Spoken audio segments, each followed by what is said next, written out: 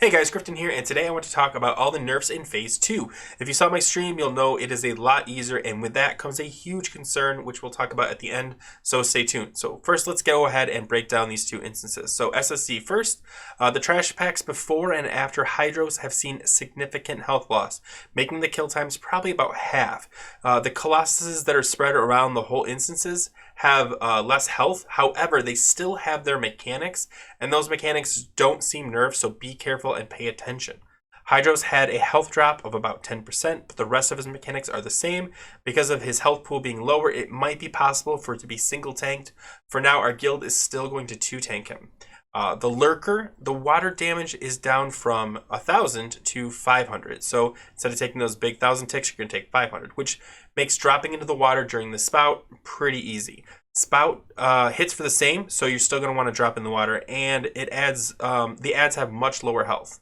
So they're going to pretty much be killed. Don't worry about CCing them through cycles. Just CC them once, burn down the middle ads, kill the rest. Now Trash all the way to Leo seems pretty nerfed as far as HP only. They still seem to hit pretty hard, so watch your threat. Leotheris himself had a 16%-ish health drop, and though he still hits hard, the shorter fight means likely only one demon phase before he splits. If you were already only seeing one demon phase, you are going to have a very nice fight. This is going to go really quickly. The bleed is still pretty substantial though, so be careful. FLK, now this is possibly the hardest fight in SSC now because it wasn't nerfed. It's the only fight in SSC that doesn't seem to have any changes to it. So whatever you did before, do it again, you'll be fine. FLK was pretty easy before, so. Alright, so let's just jump over to Morgrim Tidewalker. Now the Murlocs, both before and during the encounter, have had their health significantly reduced. By the time the first seed ticks, the ads are pretty much dead. They still hit hard though, so watch your threat. Make sure your paladin's grabbing all the aggro before they die. Morgrim himself doesn't seem to have been eased up at all though, so he still hits hard. Keep the heals up on your tank. That's going to be really important. A lot of people pulled threat from the Murlocs on ours and turned focus away from the tank, and our tank ended up dying. And that is going to be something we talk about at the end about the chaos that this creates. So let's just go into Lady V, Lady Vash. First, she can be fought without downing any other bosses now. It's a big change from the previous version where you had to kill everything. Now, this encounter has been significantly nerfed. Her health is smaller. The Nagas and Striders die so fast, it's comical. And she no longer does mind control in Phase 3 at all. On top of that, the bat goo, the green stuff, have no initial tick, and the ticks themselves seems to be slightly reduced. So anybody struggling with Vash, if you're still struggling after the nerfs, maybe look for a new guild because, yeah, it's that easy. Okay, let's just jump over to TK. This took us 2 days because the server crashed, but honestly, an average guild can probably now run both SSC and TK in one night. The trash health has all been reduced, but again, and this is important, they still do solid damage, so threat is still a concern. Now let's just get to Alar.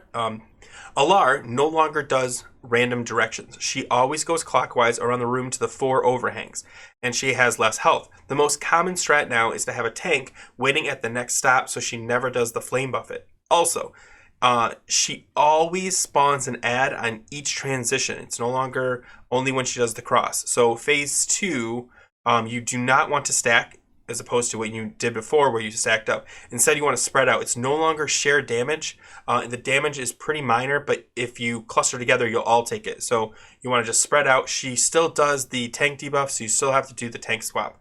But once you get the mechanics down, it's actually a much easier fight now.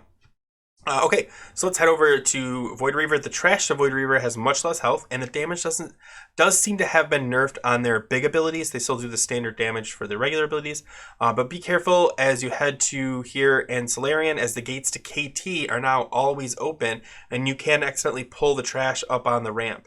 In Void Reaver's room, you'll want to still take it slow. This trash can still suck it. We accidentally pulled 2, and it was a very, very fast wipe. So stay alert and focus. Get your banishes and your CCs out there.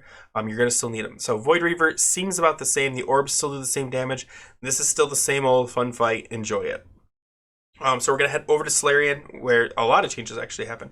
So Solarian Trash has had its health significantly reduced, but they still have the same mechanics. So follow the careful pulls as usual. In Solarian's room, the padding mobs seem to have less health, but they still MC, so be careful here. Now the rest of the trash has had its health low, so burn it all down pretty quick. You'll be fine. They die maybe 50% faster.